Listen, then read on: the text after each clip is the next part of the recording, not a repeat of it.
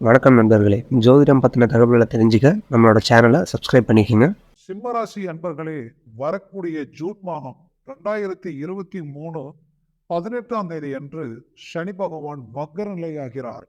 இவர் ஆ, அதாவது ம், நவம்பர் மாசம் 4ஆம் தேதி வரைக்குமே உங்களுக்கு இதே நிலையில் தான் இருப்பார். அப்போ இந்த இடைப்பட்ட காலகட்டங்கள் சிம்மராசி என்பவர்களுக்கு எப்பேற்பட்ட பலனை தரப்போகுதுன்றதை நம்ம பார்க்கலாம்.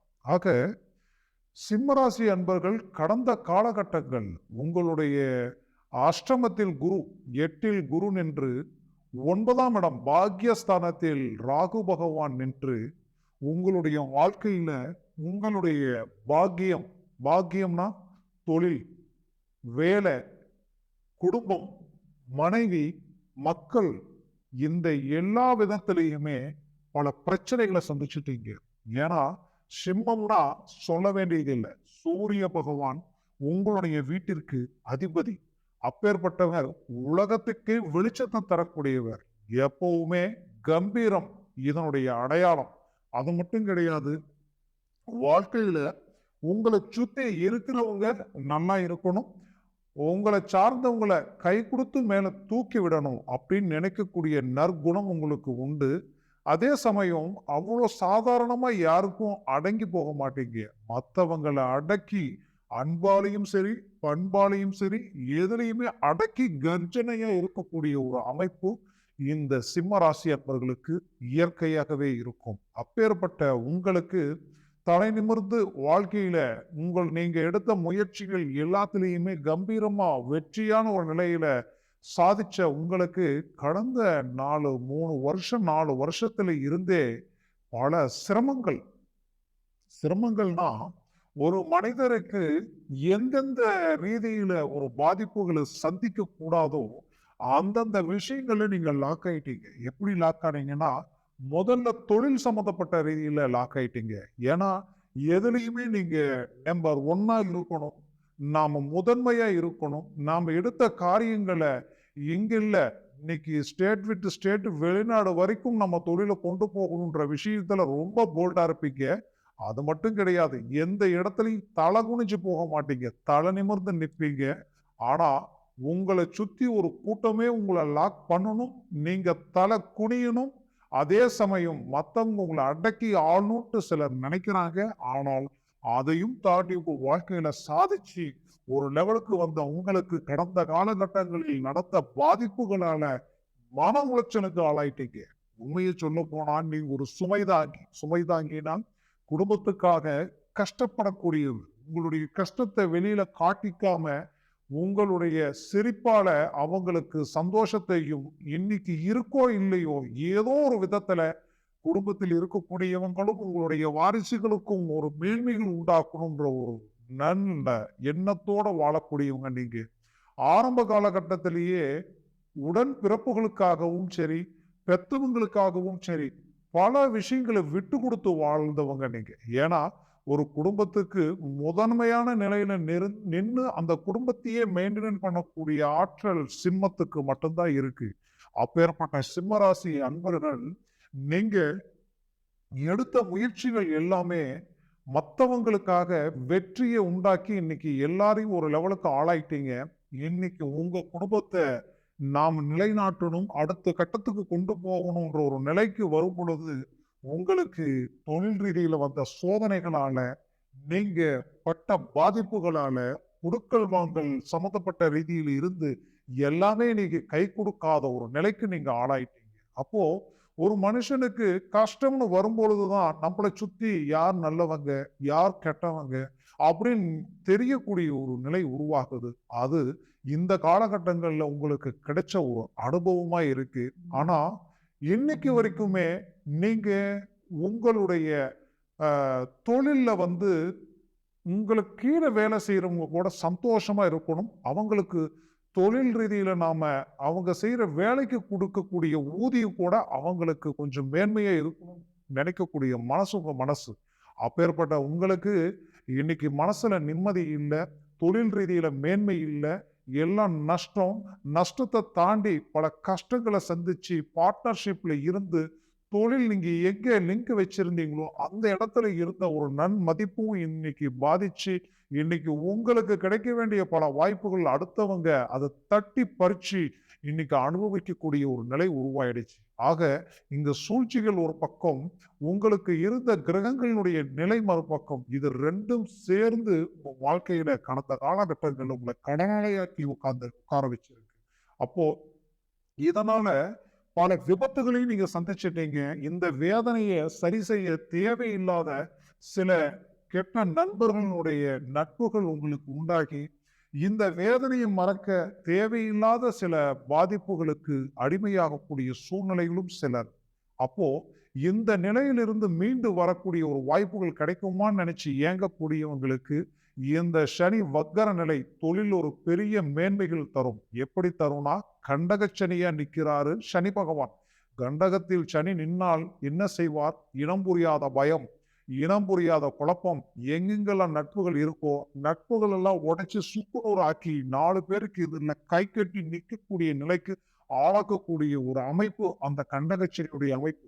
அப்போ அங்கு இருக்கக்கூடிய சனி பகவான் தன் நிலையில் இருந்து நேர்மாறான ஒரு நிலைக்கு திரும்பும் பொழுது அவர் செய்ய வேண்டிய விஷயங்களுக்கு ஆப்போசிட்டா அந்த நன்மையான சில பலன்களை செய்வார்.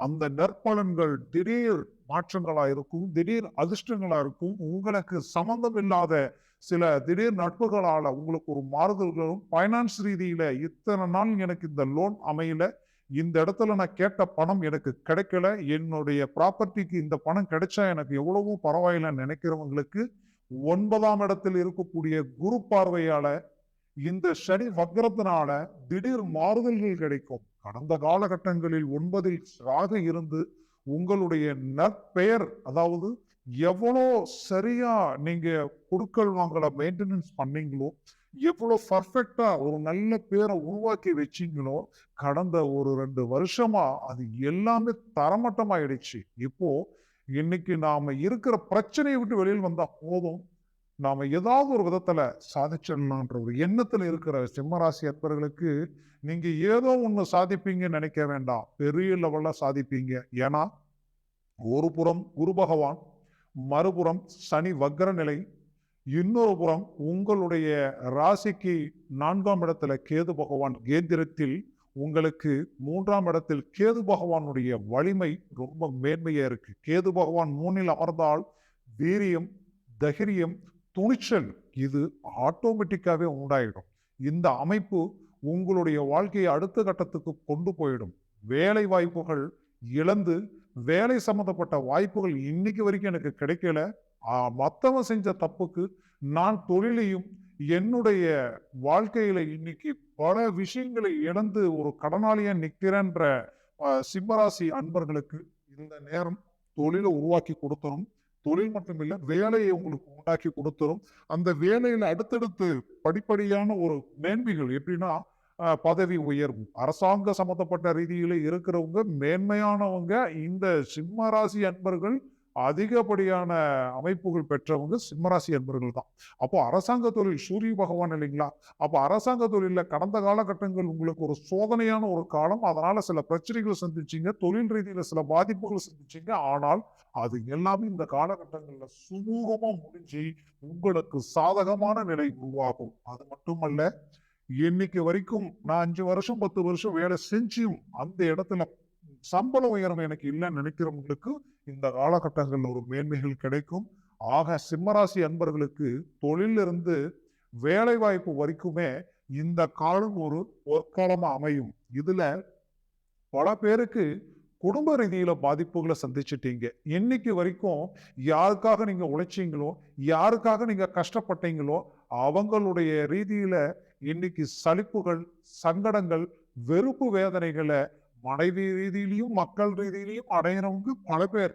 அப்போ அந்த இடத்துல அந்த சூழ்நிலை உண்டானதுக்கு காரணம் என்னன்னு கேட்டீங்கன்னா, 9இல் இருந்த ராகு பகவானால பல குழப்பங்கள் உங்களுக்கு உண்டாச்சு. அந்த குழப்பங்கள் இந்த சனி வக்கர நிலையினால, அந்த சனி பார்வை ராகுவை பார்க்கறதுனால இந்த மாறுதல்கள் உங்களுக்கு மீண்டும் ஒரு அற்புதமான குடும்பத்தில் இருந்த பாதிப்புகள் நீங்கும்.